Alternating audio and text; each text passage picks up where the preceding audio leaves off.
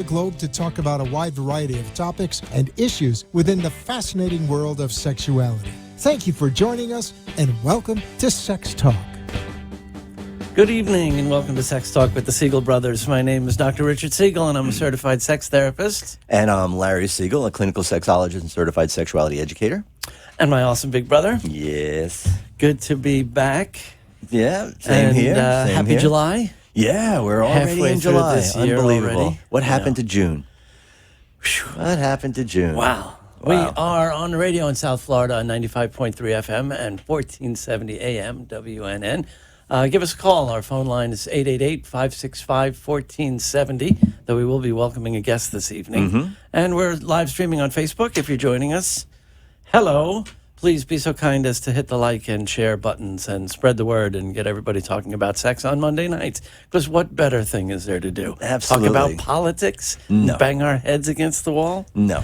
So, yeah, I'm really excited tonight. I recently met our guest, and I'm just absolutely tickled because she's one of those people. And I didn't even tell Larry anything about her, or we didn't plan anything to talk about. And I know I could hear your sphincter tightening the whole drive down here. I know how it's driving you crazy. But, you know, I have to give a plug for Modern Sex Therapy Institute. It's a wonderful, unbelievable dream I get to live. I don't mean to sound corny, but it is truly incredible that I get to do this for a living and help train therapists to be sex therapists. And we work a lot with sexual medicine practitioners, and you in particular running the medical sexology special interest group for ASECT, and doctors and nurse practitioners.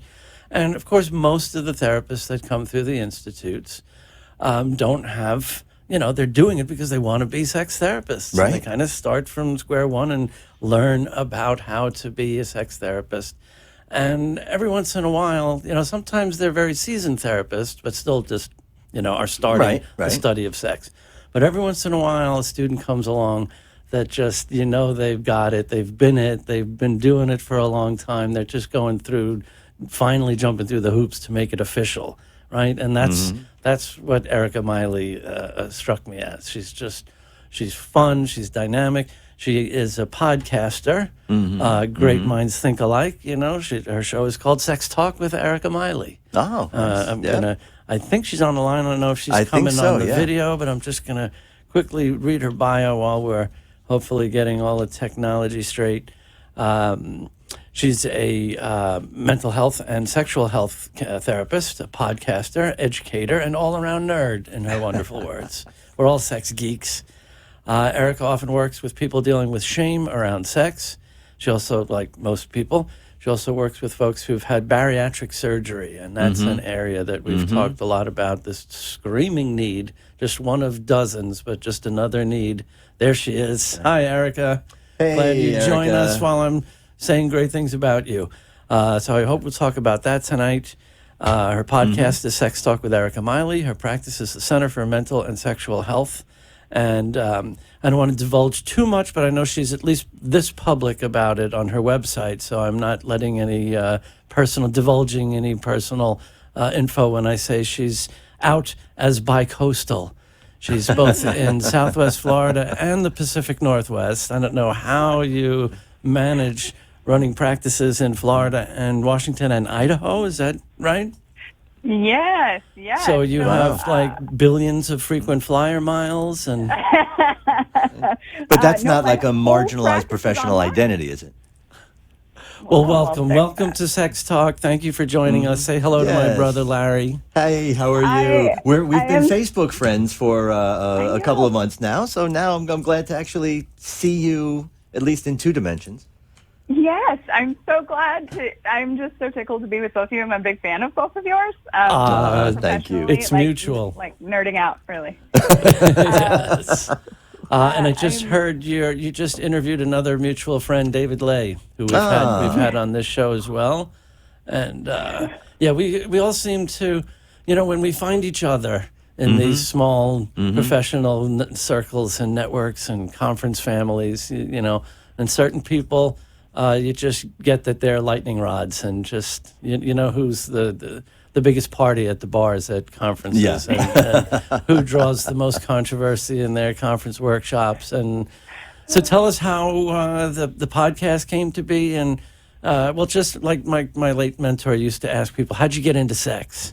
Professionally, of course. It's a FCC-regulated show.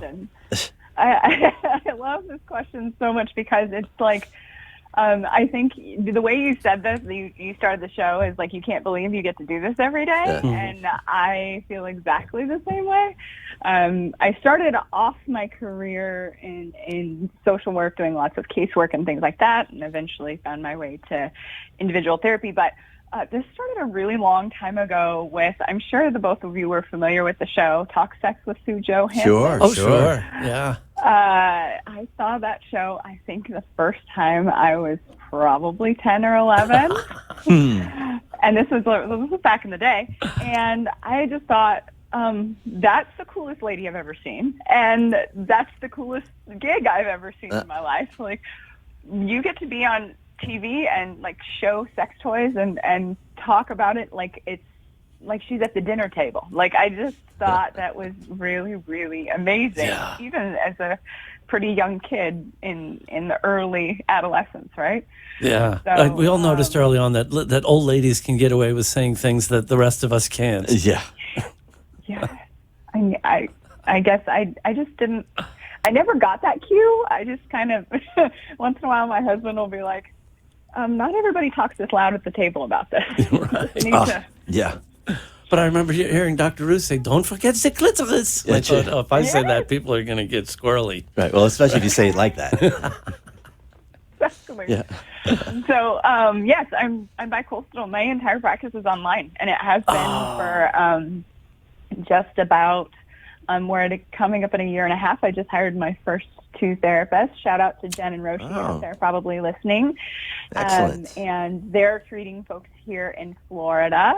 And I'm also Washington State licensed, so I see a majority of my clients are actually Washington State clients. So everything is telehealth, so HIPAA compliant, awesome video platform. Excellent. I get to see faces. I really believe we're monkey people, and if we see a monkey face, we're fine. Nice. It's a cool chair you're sitting in, by the way. Yes, husband's cool gaming chair. Nice. Very, very nice. So, I mean, I have a random question for the two of you. Sure. Like, how did you feel like, well, I mean, we all, as sex therapists, we talk all the time about like how everyone needs to hear our voice. So how did the two of you get comfortable being on the microphone? I have no idea. This It really just happened. Well, Larry had a show, a cable access with Selkirk cable. I don't know, right. like 20, that was a pre-Comcast. like 30 years it has to be. A little divey early thing, 90s, right? In Fort Lauderdale. Uh-huh. And that was a lot of fun. Called Sex Talk. Yeah. Yep. And so it was in studio, and you know, you had And it was live. The dominatrix was one of your biggest fans. Oh yeah, and, yeah. Lots of interesting discussion. And we just kind of fell into this. I never planned it, never thought, hey, well, let's do this. It was never and I think a desire. Even a lot of that stuff, a lot of, I think for both of us, even just from our years in Planned Parenthood, and in doing this from that perspective, and again, being males, when we started, that was still very much a novelty, and just being invited to do a bunch of shows, and, just started coming on, and it just, I don't know. I mean, I've got the face for radio. I can appreciate that, but And we're it just brothers, works out well. and it's sticky. It works. Yeah, yeah. Mom's smiling down. So I think it's it doesn't really matter. Just somebody just, I guess, stuck a mic in front of us at some point, but we just sit and talk and do this anyway. Yeah, it just turned out to be a side gig from everything else we're doing. Running around talking about sex to whoever will listen. Fair. Yep. Yes. So here I we feel get like to that's sit down in half one the place. job. Say again? I think that's half the job, is you just talk about sex anywhere you go. Sure. Yeah. But I do have to say, I remember the first time when that ridiculous Meet the Parents sequel came out, and the second Barbra Streisand's character appeared on the screen. I went, oh, my God, that's it. They're setting us back 30 years. Yeah. Right? That's what people are going to think we do. So, the Yenta that just wants to embarrass everybody online at the supermarket with sexual questions, it's a little bit more legit, a little more professional. We've studied a long time and spent a lot of money on these degrees. Yeah, really. There. Oh my gosh. Yeah. So tell us about your practice, and as we discussed briefly in one of our supervisions when I was first smitten with you, because I was doing cartwheels when you told me about the work with bariatrics, because Larry and I know we hit brick walls when we've been asked by friends, not patients, but personal friends, and just found out that, like so many other areas of medicine, there's nothing. Nobody's talking about sex. And you think there might be some body image and sexual issues involved in someone going through these major surgeries. So how'd you get into that little niche, and tell us a little more about that work? So a little self-disclosure, I had bariatric surgery 2.5 years ago myself. Ah. Wow. I lost 100 pounds. I've been one of those people who have done everything known to humans to try to get my body to shed weight, and it just would never. I did when I was 286 pounds. I was doing triathlons. So I was. That's awesome. Wow. Yeah. When I had the surgery, I had a wonderful dietitian and a wonderful surgeon, and I had my dietitian. Very much felt strongly that mental health is a requirement for this surgery from before for the rest of someone's life. I think that's great. That's the case. Yeah. I think that understanding yourself as a sexual person in one body and then a body that starkly changes is something that takes time to come to terms with. And there's most medical doctors, as you all are so highly aware, are not trained in sexuality. They have no idea how much things, they will say things like, oh, you have an increased likelihood of getting pregnant because potentially if you're a female body person, you're going to potentially, put out more estrogen because there's more estrogen in fat cells. So you might become more fertile. That's about the entire conversation. They don't have conversations about how your libido might change, how your libido might change towards your partner, how your libido might change towards yourself.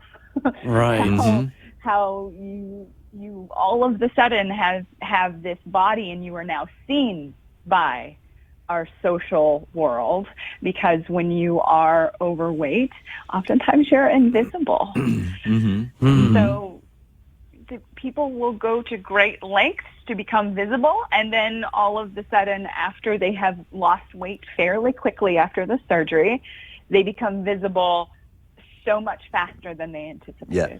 And not necessarily in a way that they're even want, much less used to. Exactly. Would you say that, like with so many other kinds of transition, there's often like a second adolescence for folks? Like a little bit of woo-hoo, right? But then there's, the body image issues. Yeah, and that's the part I think it really, especially for a lot of these doctors, and and like you were saying, that I think it's probably, and correct me if I'm wrong, but I would imagine it's safe to assume that anybody who is even planning on going through bariatric surgery is already coming in with body issues. Yes. Right?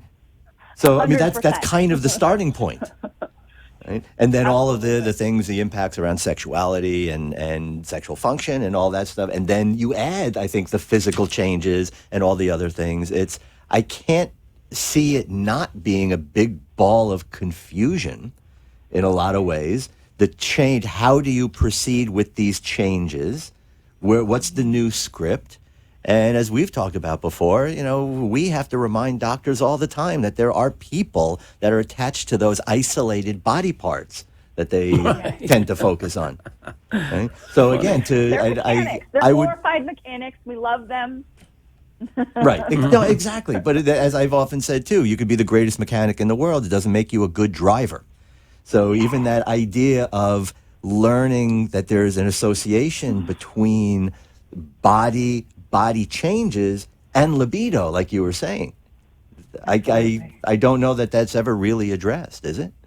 Well, certainly not in medicine. You know, I'm going to share this hot off the presses. It was just posted on the listserv today from the brilliant Michael Perlman from New York, who was my late supervisor's supervisor when she studied with Right, and congratulations, the late, great, Michael, on your award as well. Yes. When Susan Lee studied with the late, great Helen Singer Kaplan. And Michael just wrote a blog article, but is introducing the idea that we should all get behind this phrase, of, always trying to describe sexuality as biomedical, psychosocial, and cultural. Mm-hmm. And yeah, it's a mouthful, but I think it's just really perfect to nail this integration we're always barking about. Yeah. That sexual medicine and sex therapy still are not quite, right? They're still not so integrated. And, you know, Eric, I might have told you this before. I say it a lot, you know, it's a fantasy that someday there'll be a sex therapist in every urologist's office and gyno office and GI surgeons and cardiologists, endocrinology, just across the board. Because sexuality is a quality of life issue in every medical system, right? Oncology. Remember that great quote from Woot? Yeah. Right? Yeah. Cancer patients are afraid to ask about sex. Oncologists are afraid to talk about sex. And sex therapists are afraid to talk about cancer. Right.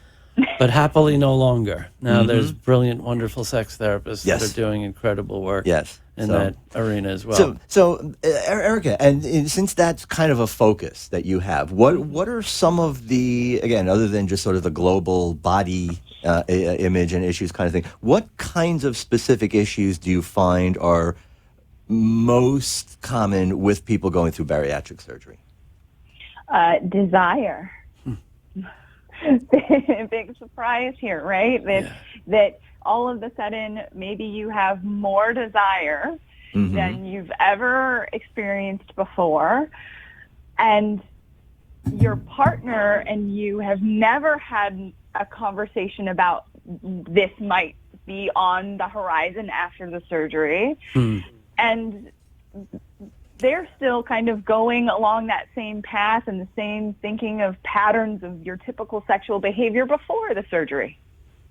Right. And there was no transition plan of what this now looks like and how this person may encounter your own body or how now your partner might encounter your new body. They may be having increased desire. Right. Or the other direction, because guess what? Some people prefer people who are heavier body type. Sure. In some cases, the person they fell in love with is gone. Yeah, I'm sure for both there's a sense of loss and mourning on some level, right? And like, again, so many other times it's about adjustment and reconnection, rediscovery, sometimes starting from scratch. Well, yeah, I mean, again, and again, that idea of having to write new scripts, you know, and I think it's one thing, you know, I think it's kind of easy to see that, oh, yes, the person who's going through it, like in your case, you know, you have to develop this new script. You have to develop this whole new sort of worldview and a way of being in the world as well as in your body. But though your partner does too. And that's so neglected, I think. You know, even when conversations are had about, you know, going through the procedure, how often does it ever really include the partner?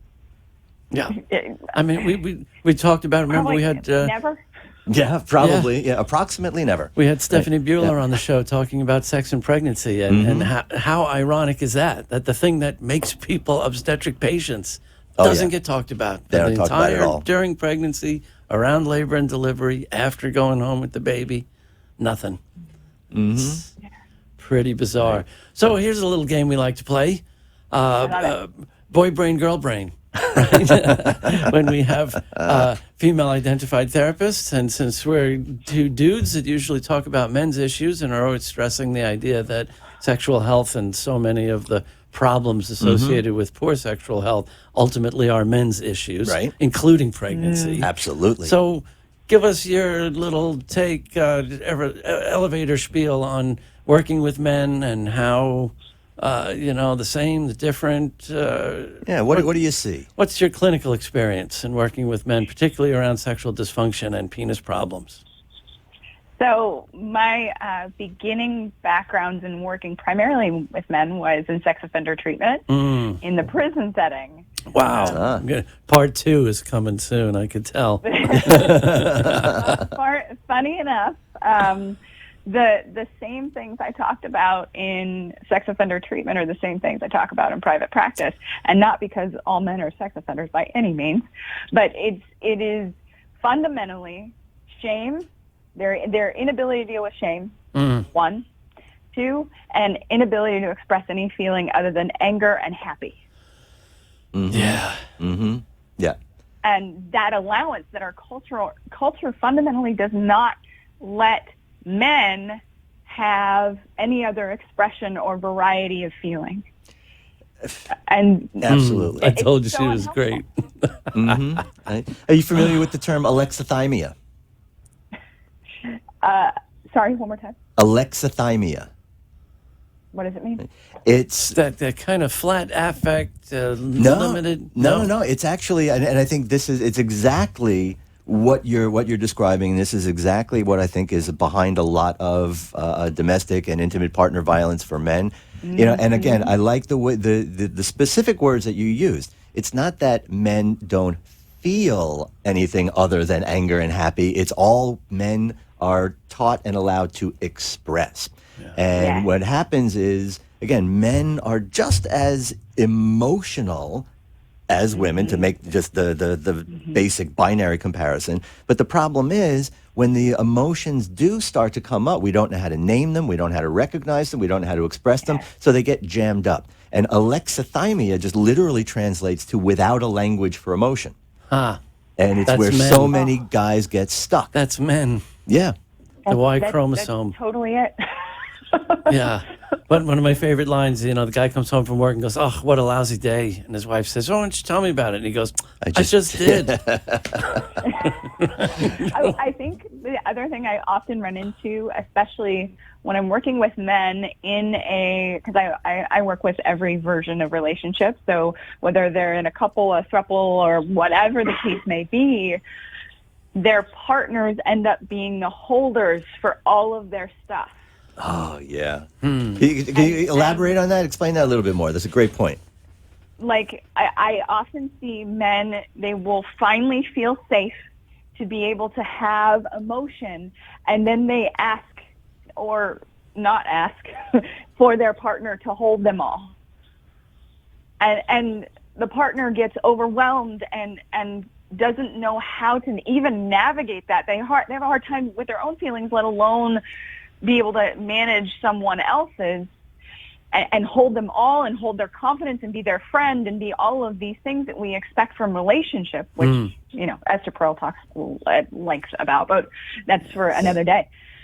But this expectation that my partner is going to hold my well, and I often look at their partners and say, you know, that's above your pay grade. That's not your job. Yeah. Yeah. Excellent. Yeah. Yeah. And not the job of a lover. Exactly. Yeah. It becomes caretaking.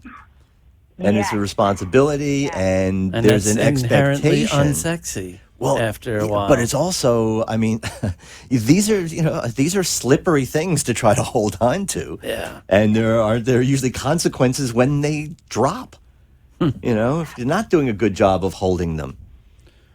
And while while we are talking in a gender binary, I know, Erica, that you don't you also work with folks who identify as non-binary? Yes, right. So I on work that with, spectrum of neither or both. Right. Yeah. Maybe a quick word or two about that before the clock's going to run out on us. Absolutely. I work with lots of folks from the LGBTQ plus everywhere across the spectrum. One of the things I get from many of my clients who are trying to come to terms with having come out to their friends and family and to themselves in many ways, and dealing with what sex and relationship look like now. And how do those expectations from childhood, many of them talk about like the religious expectations they had from their families of origin, and how those things are playing out in relationships now, even when they don't want that to be the case. and how I've got a few folks right now dealing with very strict religious upbringing, and now trying to deal with that in their own sex life and becoming their whole self. Beautiful. Well, I'm afraid we're going to have to clip it there. I want to let people know that you can find more about Erica at mentalandsexualhealth.com and ericamiley.com, the podcast, or look for her on Facebook, Sex Talk with Erica Miley. And we'll be here next Monday and every Monday at 9 o'clock for Sex Talk with the Siegel Brothers. That's right. Thank you Erica, so much, Erica. Had a Such really a good pleasure. time. Talk soon. Take care.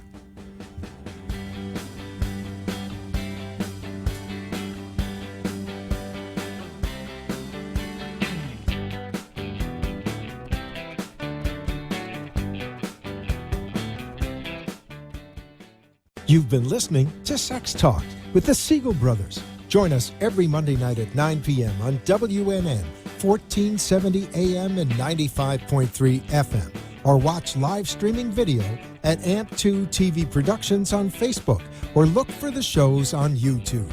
Thanks for tuning in, and we hope you'll join us again next week. The opinions